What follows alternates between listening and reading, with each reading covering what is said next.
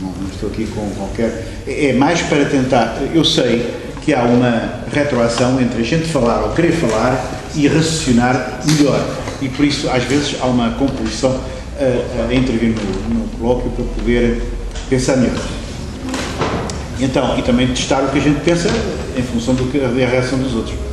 Então, parece muito interessante o que ele lá diz, porque ele diz uma coisa que é a seguinte, quer dizer, que desde o início, desde a antiga Grécia, não é, que a democracia sempre foi, por um lado, princípio de organização política, portanto, geral, claro, e ao mesmo tempo um princípio de gestão, quer dizer, que tem mais a ver com o oikos, tem mais a ver com o lar, etc. E o que é que se passa? Passa-se que, cada vez mais ao longo do tempo, não é? Ela depois até intervém com uma ideia de Kyrion, no meio disto, não é? Uma espécie de graça ou de poder místico, não sei o quê, que tentaria unir estas duas facetas para tentar colar os dois aspectos em que a democracia sempre esteve. Dividida, bipartida, portanto, decidida desde o início, portanto, é um conceito perturbado desde a raiz, e isto vem desembocar, evidentemente, no estado gestionário, puramente gestionário, que é o que nós assistimos hoje, não é?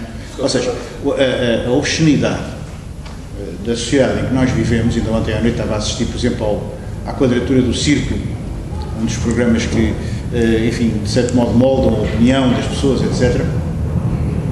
A obscenidade da sociedade em que nós vivemos atualmente é o debate sobre a melhor maneira, não é, de gerir uma realidade como se não houvesse outras possibilidades de construir realidade, enfim, no nosso mundo coletivo, não tivesse bloqueada a hipótese de qualquer outro futuro. E isto tinha a ver com a questão da renovação da ideia de comunismo, que nada tem evidentemente a ver já com a ideia do comunismo tipo socialismo real, como ele esteve instaurado na União Soviética e nos países da sua esfera, enfim, mas sim com uma ideia de comunidade que existe plasmada em dois colóquios, um que houve no Birkbeck Institute, não é, que eu tenho em inglês e que o contributo do CISEC também é interessante a esse respeito, e num segundo que eu já não tenho, e que eu não li, portanto, mas que deve ser também igualmente interessante.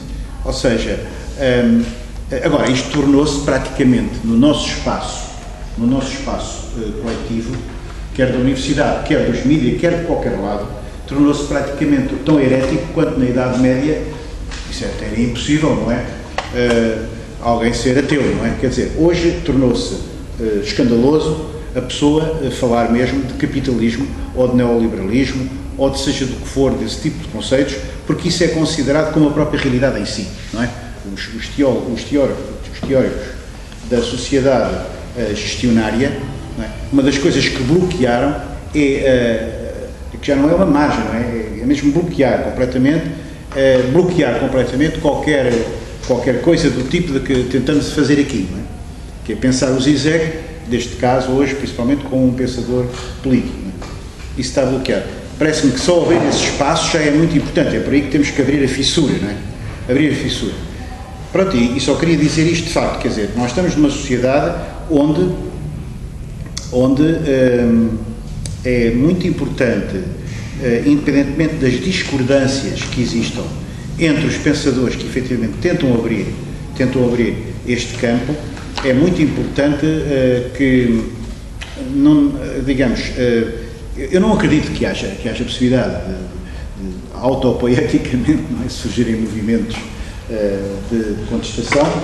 Também passei uma vez por Espanha, não é, para uma universidade espanhola, onde vi esses tais indignados, quer dizer, também não é daí que efetivamente virá o futuro, mas se a sociedade capitalista, na forma que ela tem hoje, que ela assume hoje, é fatiada em diferentes tipos de sujeitos e de diferentes tipos de desejos, diferentes tipos de mercados e de produtos para essa obscenidade que é o próprio conceito de consumidor, não é?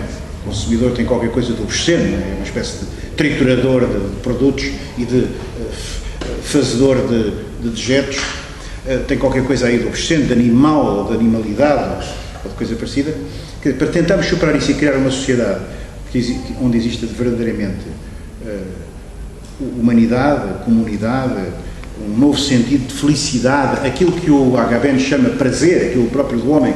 Ele, naquele livro Infância e História, diz que o próprio do homem seria o prazer, não é? Prazer no sentido mais nobre, digamos assim, se aqui existe, do termo. Para tentar constituir essa sociedade, hoje temos que realmente fazer um esforço muito grande, porque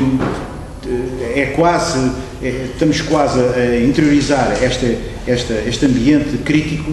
Eu vivi nos tempos, não é? Onde nesta faculdade, por exemplo, ainda era impossível falar de certas coisas, não é? Fui aqui que me licenciei, nos tempos do Salazar, onde nós tínhamos realmente um impedimento completo de pensar ou de falar, fosse do que fosse, que não fosse estritamente, digamos, neutro, e não podíamos manifestar as nossas opiniões, e agora estamos a voltar a um sistema do mesmo estilo, que não opera repressivamente da mesma maneira. Não há aqui ninguém que nos vá delatar, digamos assim, que estamos aqui a fazer este colóquio, como era na altura. Havia aqui parte dos contínuos da faculdade, eram contratados por uma polícia política que lhes dava um subsídio para eles irem delatar os estudantes, e eu fui um deles, com uma ficha na PIDE por causa disso, mas era a polícia política portuguesa.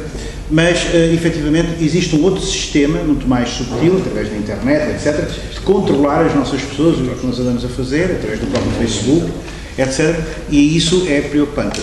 Para mim, pensar no Zizek, ou aquilo que me leva ou me interessar pelo Zizek, não é apenas um problema cultural, ou filosófico, ou teórico, ou de estar aqui a discutir coisas muito interessantes, ou manifestar aqui saberes.